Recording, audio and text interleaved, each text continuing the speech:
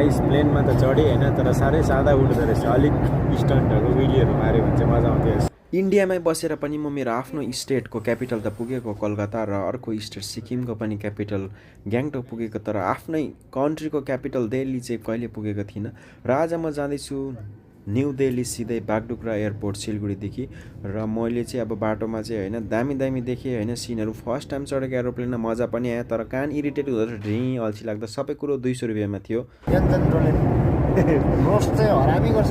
र मैले चियापत्ती चाहिँ ह्यान्डमेड सिक्किममा बन्नेको चाहिँ मैले एरोप्लेनमा बेचिदिएँ होइन।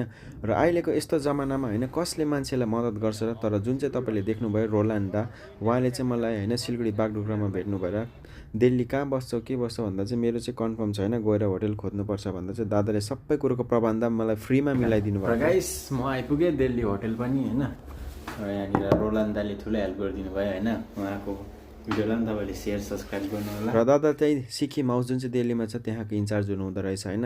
अहिलेको जमानामा यस्तो मद्दत गर्ने मान्छे कहाँ पाउने होइन। मैले अब कहाँ बस्ने कहाँ खाने केही अत्तो थिएन, तर दादाले सबै होटेलहरूको प्रबन्ध मिलाइदिनु भयो होइन। इभन गाडीधरि होटेलसम्म पुऱ्याइदिएर होइन, रुमसम्म मलाई पुऱ्याइदियो गाडीको ड्राइभरले पनि, किनकि दादाले सबै कुरो भनिदिनु भएको थियो। Thank you so much.